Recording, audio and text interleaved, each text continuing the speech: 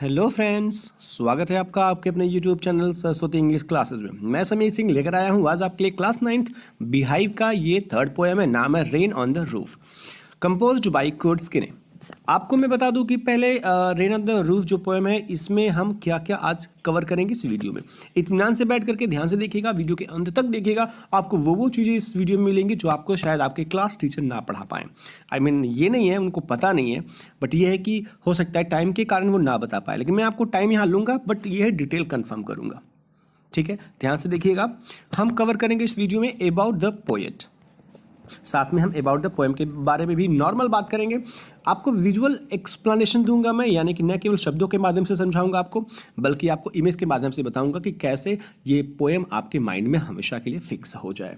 Figure of speech, एक एक figure of speech आपको इसमें बताई जाएगी। मैक्सिमम फिगर ऑफ स्पीच इसमें आपको कवर करवा करके दी जाएगी। अगर आपको फिगर ऑफ स्पीच जो बताऊंगा मैं समझ में ना आए, मान लीजिए मैंने नाम लिया कि वहाँ कोई फिगर ऑफ स्पीच एलिट्रेशन, और आपको एलिट्रेशन नहीं पता, तो इसके लिए टाइम इतना नहीं दे पाऊंगा मैं। इसलिए आप चाहो तो वीडियोस मैंने बनाए हुए हैं 5 पार्ट में फिगर ऑफ स्पीच की, आप वहाँ कंफर्म कर सकते हो। विश्वास करेगा, उससे अच्छा फिगर ऑफ स्पीच आप कहीं यूट्यूब किसी चैनल में चेक नहीं कर सकते, उतनी आसानी से आप पा नहीं सकते जितने अच्छे तरीके से मैंने समझाने की कोशिश की है। ये मेरी कोशिश है, ऐसा नहीं कह सकता कि वो बेस्ट होगा, बट बेस्ट बनाने की कोशिश की गई है। वर्ड मीनिंग्स, आप जो भी कॉम्प्लिकेटेड वर्ड होंगे वो आपको कंफर्म की जाएगी आपको पढ़ते पढ़ते। जो क्वेश्चन आंसर्स हैं यानी सोल्यूशन आपको दी जाएगी लास्ट में। थीम जो इस पोएम का है वो बताया जाएगा आपको। टाइटल जस्टिफिकेशन, क्या जस्टिफाई करता है ये title. Rain on the roof जो टाइटल दिया है पोएट ने, क्या वो सही है, वो ओरली आपको बता दी जाएगी। तो हम चलते हैं पहले अबाउट द पोएट के बारे में बात करने। ये है महोदय कुर्ट स्किने। इनका जन्म न्यूयॉर्क में हुआ था 1826 में। डेथ इनका हुआ था 1904 में, 77 साल की उम्र में। ये न केवल एक पोएट थे, अगर आप देखें यहाँ पे, तो उसके अलावा ये लॉयर भी थे, पॉलिटिशियन भी थे और एक जर्नलिस्ट भी थे। पोएट के रूप में ये सिर्फ 4 पोएम्स लिखे थे, लेकिन वो इतने शानदार पोएम्स थे कि इनका नाम पोएट के रूप में लिखा गया यहाँ पे। तो समरी आप देख लीजिए इसको, आप चाहे स्क्रीनशॉट ले सकते हैं, स्क्रीनशॉट लेकर के आप कंफर्म कर लीजिएगा, थोड़ा सा पढ़ लीजिएगा। समरी आपको कंफर्म हो जाएगा। ज़्यादा टाइम नहीं है कि आपको समरी पढ़ा जाए एक लाइन, और क्या पढ़ा जाए इसमें हम देखते हैं। ये महोदय जो है हमारे, जो सोए हुए हैं, ये वो बच्चा है, हालांकि आपको बच्चा ही मानना पड़ेगा, आप इसे कुछ और मत मानना। जो बच्चा है वो अपने यादों में खोया हुआ है। वो तब के यादों में खोया हुआ है जब वो बच्चा था। अब वो बच्चा नहीं है, अब वो एडल्ट हो चुका है। अब उसकी एज जो है वो टीनेजर से ऊपर की हो चुकी है। तो वो अपने अतीत के बारे में सोचता है। रेमिनिसेंसेज है वो, मेमोरीज के बारे में सोचता है उसकी, तब जब उसकी माँ उसको लोरिया गा के सुनाया करती थी। लेकिन अब चूंकि उसकी माँ नहीं है, इसलिए अब जब वर्षा होती है उसके रूफ पर, जब बारिश की बूंदें टप टप टन टन करके गिरती हैं, तो उसे लगता है उसकी माँ वापस आ गई है और उसकी माँ उसको लोरिया गा के सुना रही है। तो ये है अबाउट द पोएम। बात करते हैं हम आगे, एक एक लाइन को कंफर्म करते हैं। मैं एक और चीज़ आपको कंफर्म कर दूं, राइमिंग स्कीम के बारे में। इसकी आपको शायद पता हो राइमिंग स्कीम क्या होती है। राइमिंग स्कीम या राइमिंग वर्ड्स हम कह सकते हैं, SCHEME। राइमिंग स्कीम क्या होती है, अगर आपने कोई गाना सुना होगा, देखते होंगे आप, उसमें राइमिंग होती है।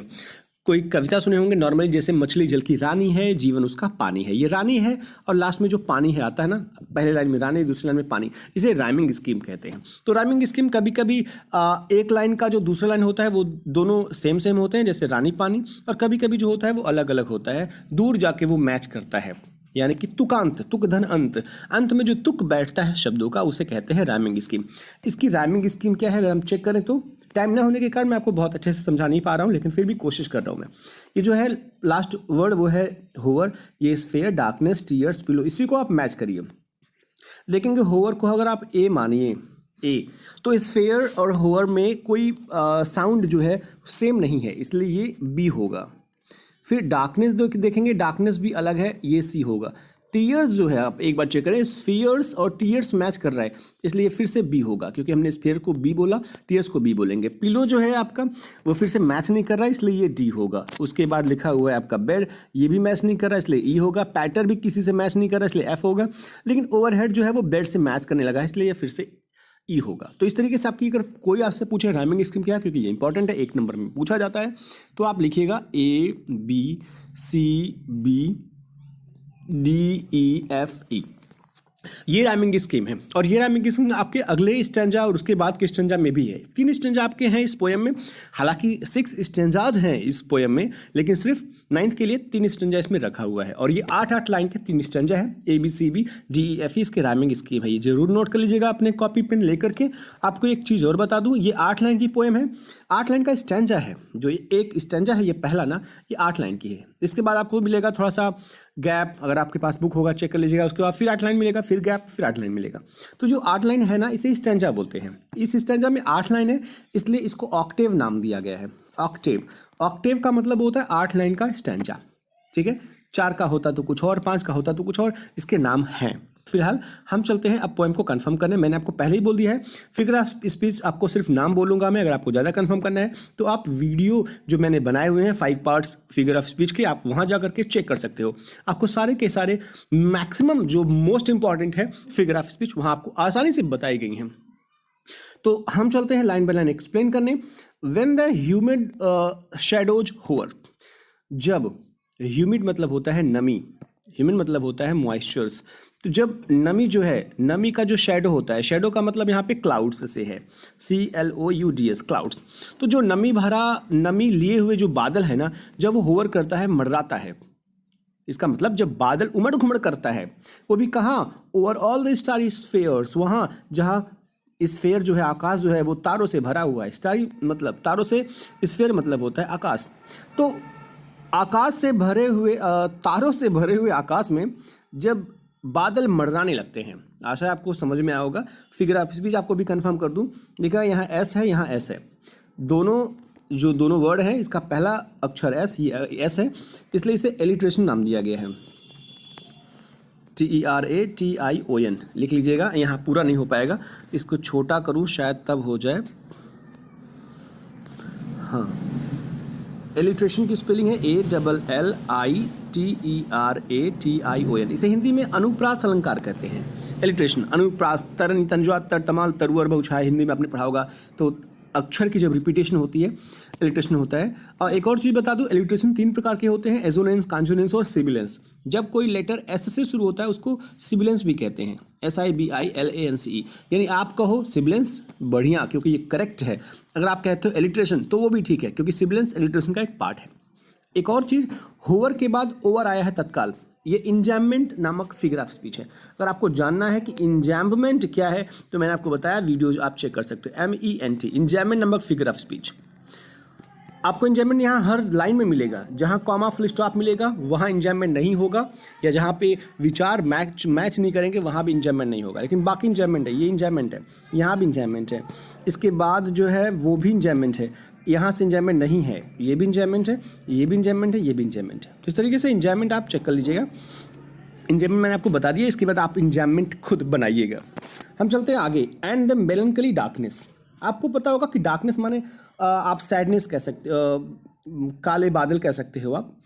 मेलंकली मतलब होता है उदासी, उदासी भरे अंधेरे, उदासी भरे काले बादल। आप खुद सोचोगे कि ये अंधेरा जो होता है ये उदास नहीं होता है, वास्तव में उदास कौन होता है, इंसान उदास होता है। इसलिए यहाँ पर ये जो है वो पर्सोनिफिकेशन है, पर्सोनिफिकेशन आपने पढ़ा होगा, मानवीकरण, फिकेशन, FICATION, पर्सोनिफिकेशन। और एक चीज़ और बता दूँ, यही फिगर ऑफ स्पीच आपका ट्रांसफर एपिथेट भी है। ट्रांसफर एपिथेट स्पेलिंग में आपको बता दूँ,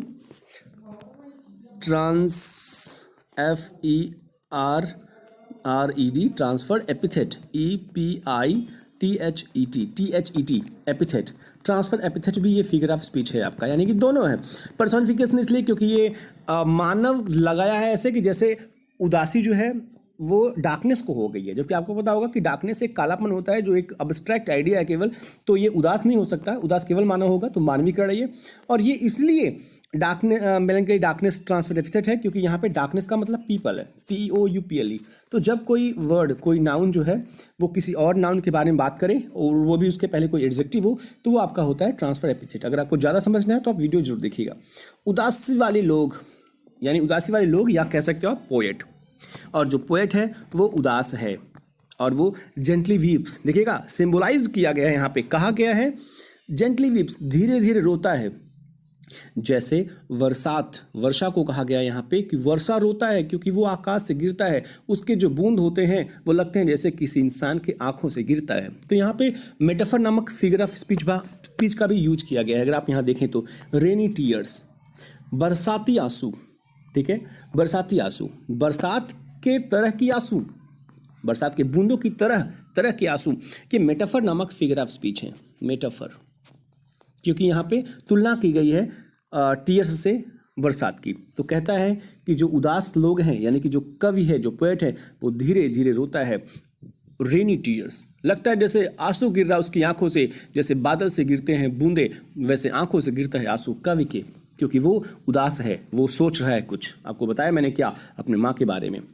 what a bliss to press the pillow, और तब ब्लिस मतलब होता है हैप्पीनेस, तब उसे खुशी मिलती है, वो पिलो को, अपने तकिए को दबा करके, पकड़ करके सोता है। आपको भी शायद कभी अंदाजा हुआ हो पिलो पकड़ करके सोने का। तो कहता है तब उस समय जब वो बारिश की बूंदें गिरती हैं, उसकी आंखों से आंसू भी गिरते हैं, और वो माँ उसकी नहीं है, केवल अपने पिलो को पकड़ करके सोता है। फिगर ऑफ स्पीच देखिएगा, प्रेस पिलो, पी, ये भी एलिट्रेशन है, ठीक है। Of A cottage chamber bed, वो भी कहाँ, वो पिलो पकड़ करके कहाँ सो रहा है, वो आपको यहाँ कभी बताता है। कॉटेज चैम्बर, कॉटेज मतलब कुटिया, चैम्बर मतलब रूम, कुटिया का रूम, यानी आप कह सकते हो बेडरूम, बेड, अपने बेडरूम के बेड पर वो सो करके पिलो को पकड़ करके रोता है। तो यहाँ ध्यान दीजिएगा, कॉटेज चैम्बर, सी रिपीट कर रहे हैं, इसलिए ये भी आपका एलिट्रेशन है, ठीक है। नेक्स्ट चलते हैं।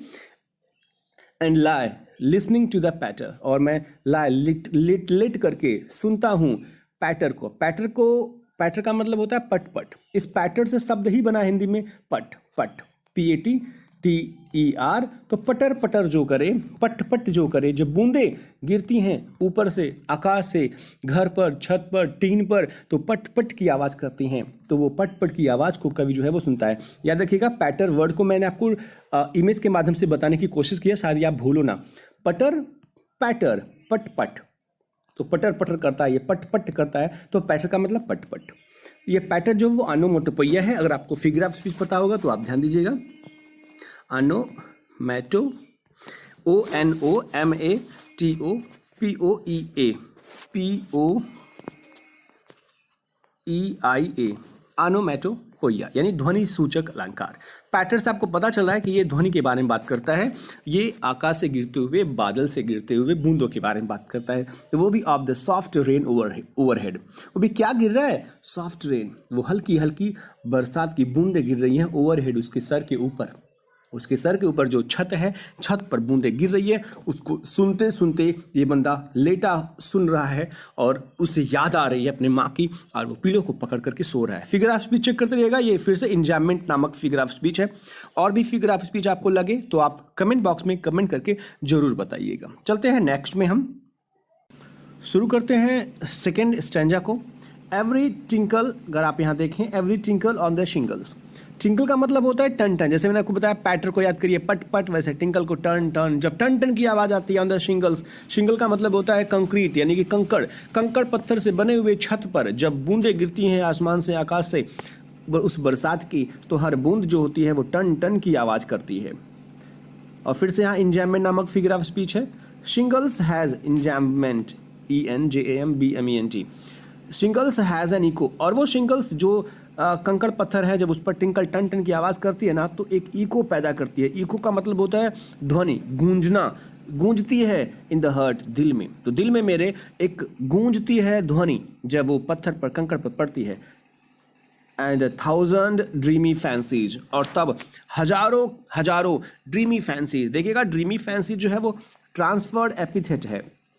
अभी मैंने आपको बताया ट्रांसफर्ड एपिथेट क्या होता है, TRANSFERREDEPITHET, ये ट्रांसफर एपिथेट का स्पेलिंग है। क्या है ये, आप चाहो तो मैंने फिर से बोला आपको, वीडियो में आप जाकर देख लीजिएगा फिगर ऑफ स्पीच वाले। तो ड्रीमी फैंसीज जो है, इसका मतलब ये नहीं है कि जो फैंसीज का मतलब होता है कहानियाँ, परियों की कहानी। ड्रीमी मतलब होता है सपनों में। तो ये सपने जो हैं वो कहानी नहीं देखते, बल्कि कहानियाँ कौन देखता है, या सपना कौन देखता है, बिल्कुल वो इंसान देखता है। तो पीपल हु हैव ड्रीम्स, इसका मतलब होता है ऐसे लोग जो सपने देखते हैं। तो हजारों हजार लोग जो सपने देखते हैं, इनटू बिजी बीइंग स्टार्ट, वो कहानियों में अपने आप को शुरू से अंत तक ले करके घूमते रहते हैं, चलते रहते हैं, सपने देखते रहते हैं। बिजी बीइंग का मतलब होता है, बिजी माने व्यस्त रहते हैं सपनों को देखने में, बीइंग मतलब होता है प्राणी। वो प्राणी जो है ना वो अपने आप को व्यस्त रखते हैं सपनों को देखने में, चाहे वो शुरुआत से सपने देखें, बीच से सपने देखें, बस सपने देखते रहते हैं। वो एक फिगर ऑफ स्पीच यहाँ पे लिखा है बी, ये आपका एलिट्रेशन है। और फैंसीज के बाद फिर से आया है इनटू बिजी, जो कि जुड़ा हुआ सेंटेंस है एक के बाद दूसरा बिना कॉमा के, तो ये भी आपका है इंजॉयमेंट। ये इंजॉयमेंट नहीं है, यहाँ से भी इंजॉयमेंट नहीं है, यहाँ से भी इंजॉयमेंट नहीं है, क्योंकि यहाँ पे देखें आप तो ये कॉमा, ये कॉलन, सेमी कॉलन टाइप की चीज़ें आपको दिख रही हैं। एंड 1000 रिकलेक्शंस वेव, और हजारों रिकलेक्शंस, रिकलेक्शन मतलब होता है मेमोरीज, हजार जो मेमोरीज होते हैं ना वे वेव करते हैं, जो हजारों मेमोरीज होते हैं, जो हजारों यादें होती हैं, जो सपने होते हैं वो बुनते हैं। वेव मतलब बुनते हैं। अब आप सोचोगे सपने कैसे बुनते हैं, वो भी अपने एयर थ्रीड से, थ्रीड मतलब होता है धागों से, एयर थ्रीड से, जैसे हवा में ताजमहल खड़ा कर देते हैं लोग, वैसे ये महोदय जो है वो सपने बुन रहे हैं, वो भी हवा के थ्रीड से, धागों से। जाहिर सी बात है कि जो बरसात होती है वो सपना बुनता है, वो एक बारिश की बूंद जो है वो एक एक को जोड़ करके हवाओं से ले करके आती है और फिर वो बरसात की जल बन जाती है। सेम कवि कहना चाहता है कि यादें भी हमारी वैसे ही हैं, यादें बुनती हैं हवाओं के धागों से, और वो वूफ में बुनती हैं। वूफ का मतलब होता है चरखा, वो चरखा कंगा आपको पता होगा, गांधी जी जो चरखा चलाते थे उस पर धागे बुनते थे, तो वही है आपका कि यहाँ पे बताया जाता है कि हजारों हजार जो यादें हैं वो